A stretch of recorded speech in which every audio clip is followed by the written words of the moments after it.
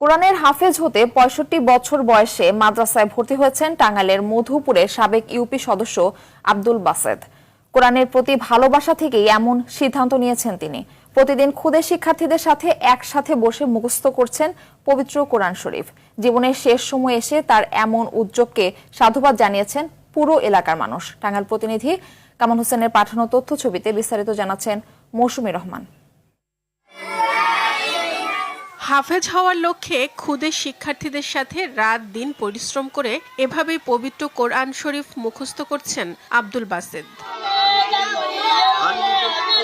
১৯৫৯ সালে টাঙ্গাইলের মধুপুর উপজেলার মির্জাবাড়ি ইউনিয়নের মোল্লাবাড়ি গ্রামে জন্মগ্রহণ করেন সাবেক এই ইউপি সদস্য আব্দুল বাসেদ। ১৯৭৫ সালে এসএসসি ও ১৯৭৭ সালে এইচএসসি পাশ করেন তিনি। ৬ মাস আগে পবিত্র ওমরাহ পালন করতে সৌদি আরব যান আব্দুল বাসেদ।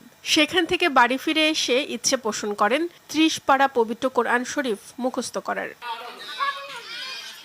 যে ভাবনা সেই কাজ। পরিবারের সম্মতিতে তিনি স্থানীয় আউশনারা তালিমউদ্দিন নুরানি হাফিজিয়া মাদ্রাসায় ভর্তি হন। ঘাত প্রতিঘাত আছে, সকল কিছু পেরিয়ে, আমার সংসার ঝামেলা পেরিয়ে আমার মনের মধ্যে বিগত রমজানে এমন একটা চারা দিল যে আমি হাফেজ হব। তাই আমি এই হাফেজ হওয়ার উদ্দেশ্যেই এই মাদ্রাসায় ভর্তি হইলাম। পবিত্র উমরা গত হজ পালন করে এসেছি, তারপরেও আমার স্বাদ মিটে না। কত সুন্নতের উপরেও আমি তাবেদারি করি, আমার স্বাদ মিটে না। আমার একটি মাত্র ইচ্ছা, আমার একটি মাত্র স্বাদ যে আমি জীবনে হাফেজ হব।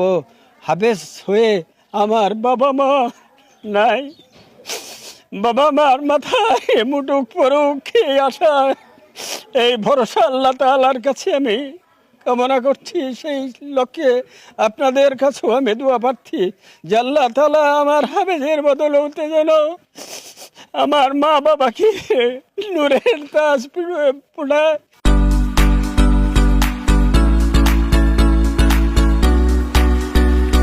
জীবনের শেষ সময়ে কোরআনে হাফেজ হওয়ার লক্ষ্যে মাদ্রাসায় ভর্তি হওয়ায় এলাকায় ব্যাপক চাঞ্চল্যের সৃষ্টি হয়েছে। পাশাপাশি আব্দুল বাসেদকে হাফেজ হওয়ার জন্য পরিবারের পক্ষ থেকে দেওয়া হয়েছে নানা উৎসাহ। দেশবাসী সকলের কাছে দোয়া চাই আমার স্বামীর শেষ ইচ্ছা যেন পূর্ণ হয়। উনি খুব ভালো মানুষ। উনি আগে থেকে 5 ওয়াক্ত নামাজ পড়ে এবং কি কোরআন তেলাওয়াত করে প্রতিদিন 3 বার করে, অনেক আমল সে করে। আমাদের এলাকাবাসী এই কথা শোনার পরে অনেকে দেখতে আসেন, বা আশা করি এই পরিবেশটা আল্লাহ পাক কবুল করে নিন এবং ওনাকে আল্লাহ কবুল করে নিন এবং সহজ সরলভাবে কোরআন হেফজ করার তৌফিক দান করুন। আমি যখন শুনলাম তিনি হাফেজ হওয়ার জন্য ইচ্ছা পোষণ করছেন, আমার কাছে অনেক আনন্দিত লাগছিল। কারণ উনি এই 65 বছর বয়সে এসে হাফেজ হওয়ার যে ইচ্ছা পোষণ করছেন, এটা আমি সবসময় অ্যাপ্রিসিয়েট করি। আমি তার জন্য দোয়া করি তিনি যেন উত্তরোত্তর সফলতা অর্জন। শেষ বয়সে এরকম একটা উদ্যোগ নিছে, কোরআনের হাফেজ হবে, শুনে আমাদেরও ভালো লাগলো। আমরা তাদেরকে দেখতে গেছিলাম, তার বাড়িতে গেছিলাম দেখতে।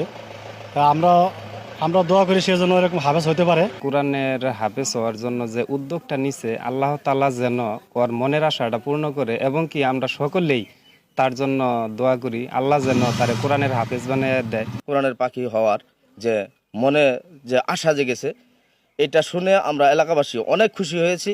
আল্লাহ তাআলা যেন তার মনের এই আশা পূরণ করে। এই শুনে এত ভালো লাগলো, আমার শরীরের পশম জারায় উঠলো।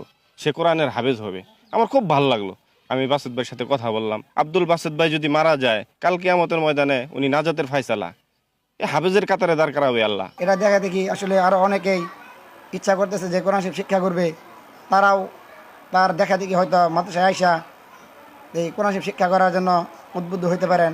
খুদে শিক্ষার্থীদের সাথে বৃদ্ধ আব্দুল বাসেদকে পেয়ে খুশি মাদ্রাসার শিক্ষকরা। তাকে দেখে অনেকেই উৎসাহিত হবে বলে মনে করেন তারা। মৌসুমী রহমান, RTV।